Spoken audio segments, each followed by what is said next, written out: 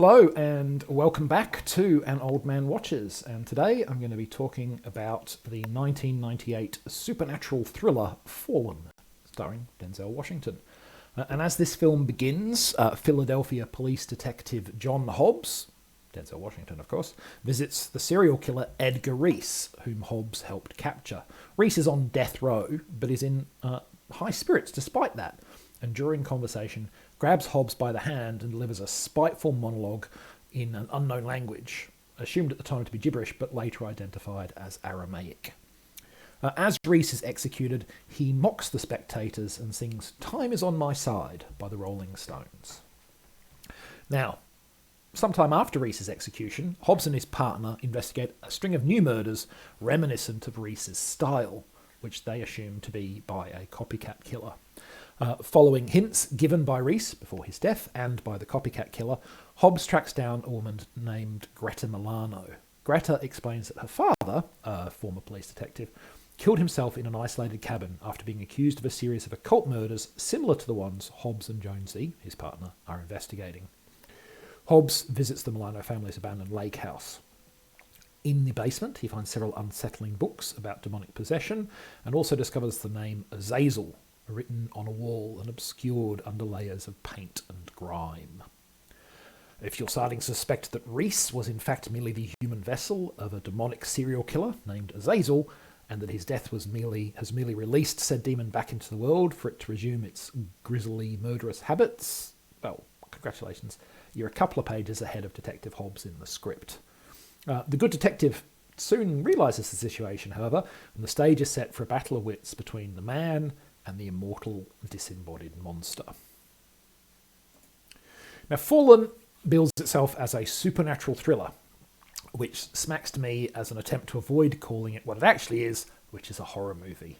Now, I'll caveat that it is a lower key, less violent example of a movie than the norm for the horror genre, and accordingly is one that may well appeal to people who think they don't like horror movies, but it's a horror movie. It's just a reasonably cerebral, non-shocktastic one. Now, if avoiding the label horror movie was a strategy to try and improve the film's box office potential, it didn't work. Fallen recouped less than half of its $46 million budget at the box office, and its chances probably weren't helped by an initially lukewarm critical reception.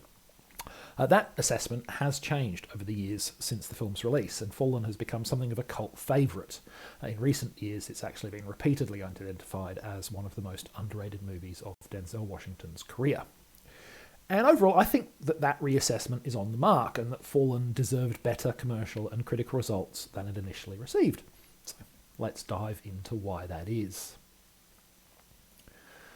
So the first thing that you may notice if you sit down to watch this movie or you look it up on IMDb is just how great the cast is.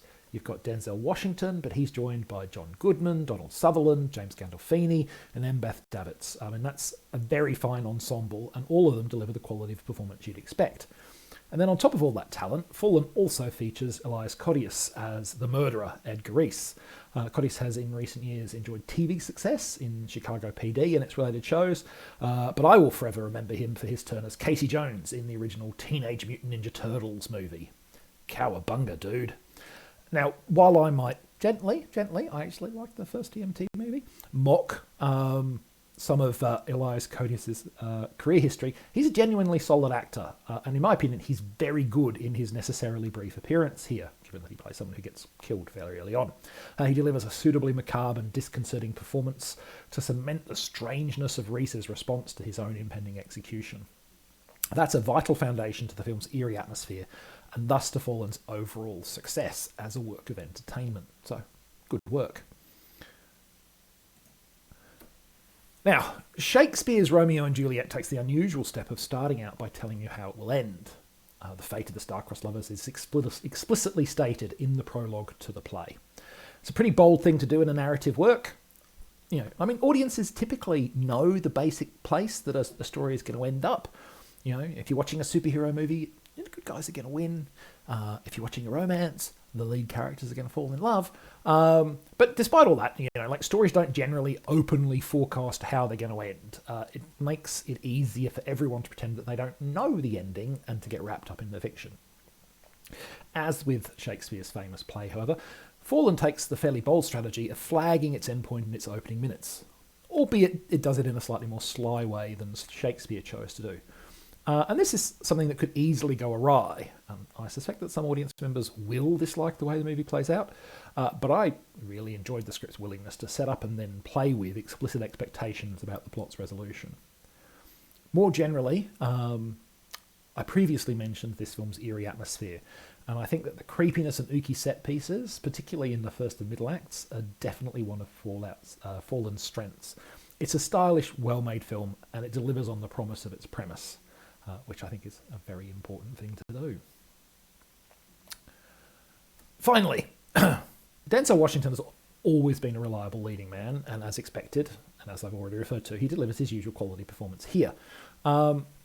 But the film makes his job pretty easy by quickly establishing Detective Hobbs as a principled and resourceful protagonist, and then consistently following through on that characterization. Hobbs is more intellectually flexible than is common for leading men, with the script eschewing the usual extended "but demons aren't real" shenanigans. When presented with compelling evidence that Azazel is indeed a demonic killer, as he gets reasonably early on, Hobbs does his best to accept and adapt to the situation. And while that may make him an unusually smart and genre-savvy leading character, it doesn't make him seem too good to be true, or that his success is assured. After all, he's facing up to a seemingly immortal, disembodied bad guy with hundreds of years of experience. So yeah, he's a great protagonist. Really enjoyed him. So that's Fallen. I think it's worth checking out, and I definitely think that the reassessment in recent years is on the mark. Next time, we're going to take a look at Zack Snyder's first attempt at adapting a DC comic book to the big screen with 2009's Watchmen. But that's next time. Until then, thanks for watching this video, and I hope you enjoyed it.